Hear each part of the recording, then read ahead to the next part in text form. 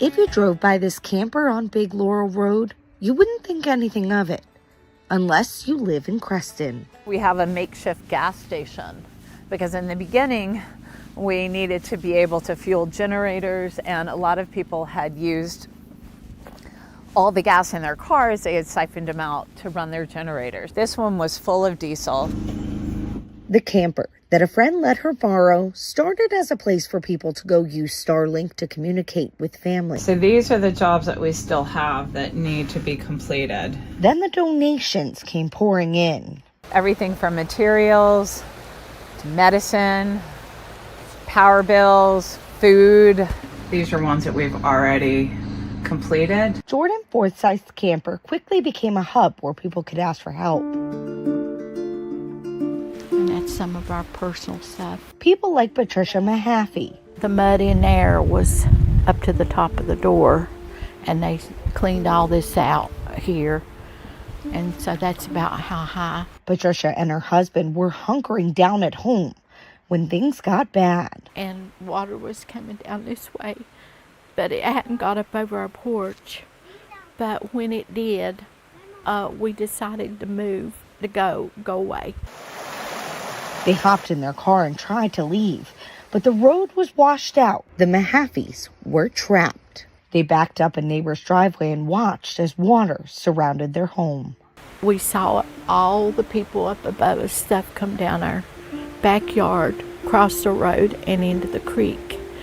And then our propane tank washed away, and it went across the road, hit the highway, and the valve came up and all the propane came out. I had 400 and some gallon of propane.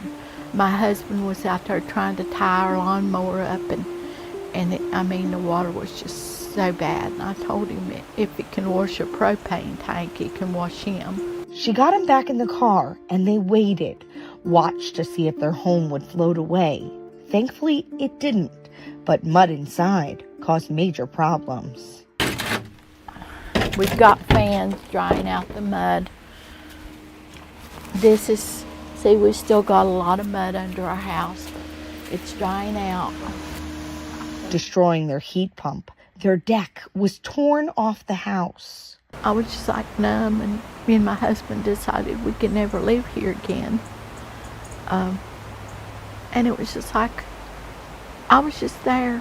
2 of their buildings behind damaged from a landslide. See where the mud was at up on the door of my can house. It just recently I come out here. I couldn't bear to come out here. Our yard was full of people's things. Sinkholes opened. The list just goes on. Our bank would just go up and down.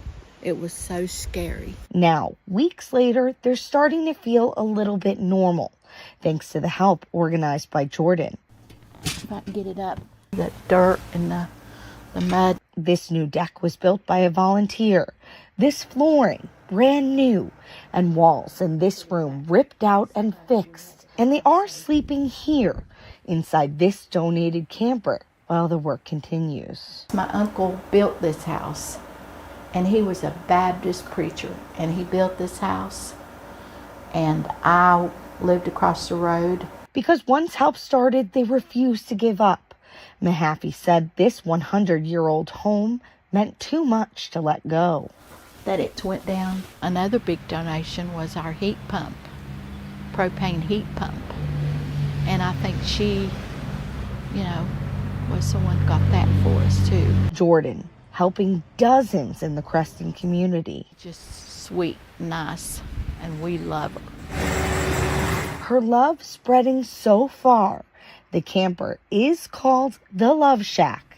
She actually lives around 20 minutes away in Jefferson, but felt the need to help. I do have a connection now. My heart's in Creston, but I wanted to help where I could do the most good. Looking for an area where the people needed it most. The average income of a family of 4 here is $25,000 a year or less, so it's very low.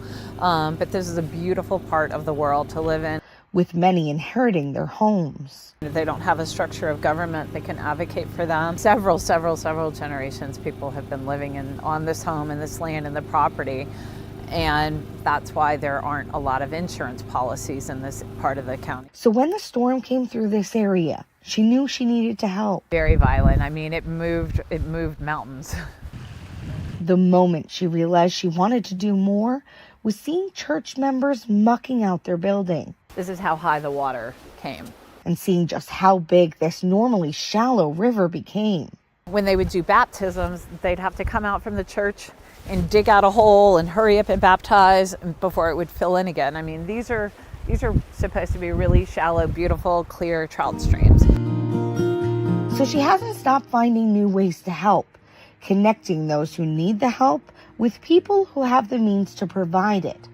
Everything from families to farmers. Everything is hilly and mountainous here. It's it's a hard life farming here to begin with.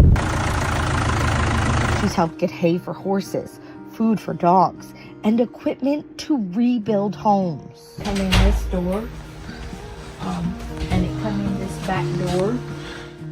So people like Mahaffey can return home, which she's hoping to do in a few weeks. There's big hope for us. We're getting there.